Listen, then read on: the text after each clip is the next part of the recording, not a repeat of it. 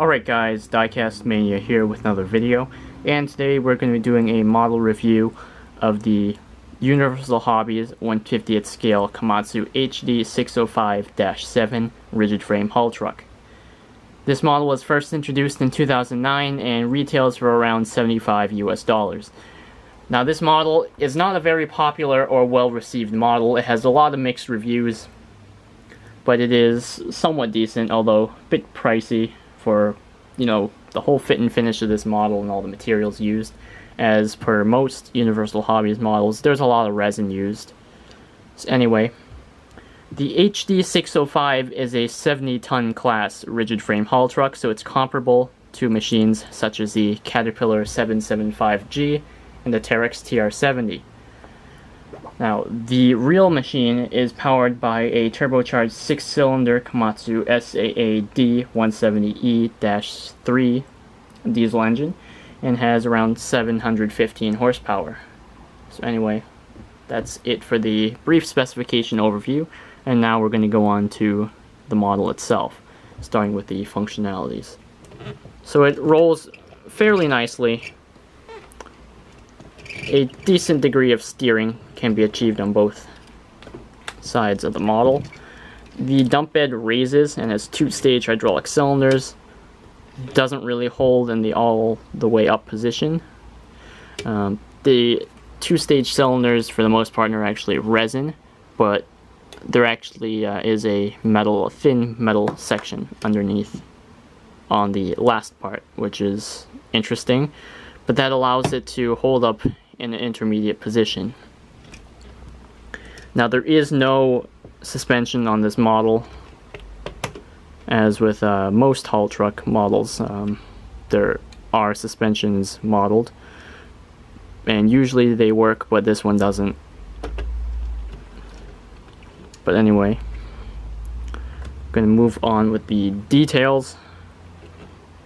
We're going to start out with the front. All the handrails are plastic and are fairly flimsy, and we have adjustable mirrors with silvered surfaces.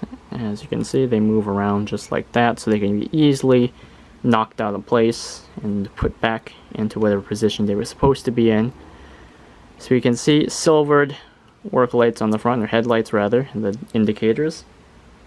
We have the Komatsu printed on the grille, some plastic grille work inset in there. Just lifting the dump bed to allow a little bit more light in, we can take a look at the cab. Most of the upper structure of this model is actually resin.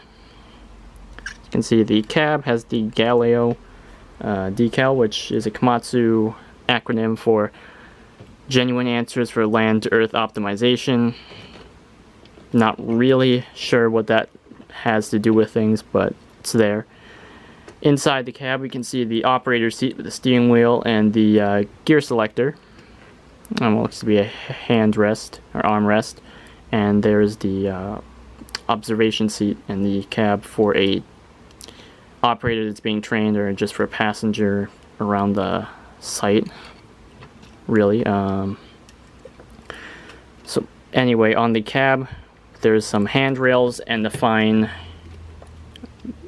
wiper up on the front, as you can see.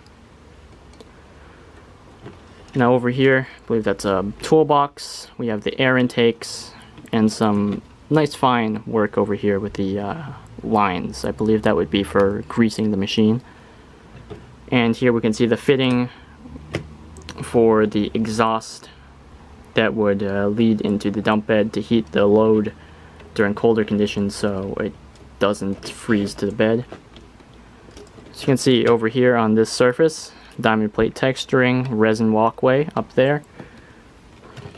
Now we're going to move on. As you can see, the engine block is simply a hunk of resin right in there. Nothing really fancy. Underneath we can see the steering mechanism. No actual hydraulic cylinders, but there is the linkage there modeled. Over here we can see the transmission going through to the rear differential, and we can see some of the lines and some thin linkage bars that would have this axle if it had actual suspension, which it doesn't. So anyway, on the back, you can see the rock knockers, modeled suspension, backup lights and brake lights. I believe that would be the backup alarm. Just got a decent tread pattern on the tires.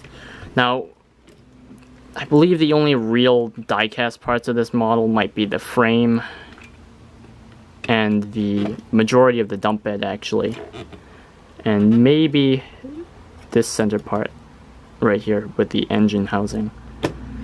But the main part of the dump bed is actually die-cast, but the sides are actually resin detail pieces, which is an interesting model decision, or modeling decision, but I guess it works. And the under part of the bed is actually resin as well. So there is not a whole lot of die-cast used on this model, but it still weighs a good amount. And we can see the pattern in the dump bed to channel the most of the weight right into the center. But anyway, some of the finer details, obviously, like these mud flaps are resin and they can break off, so I'd be careful with that. But overall, this model, if you can get it for lower than the retail price, I'd probably recommend it.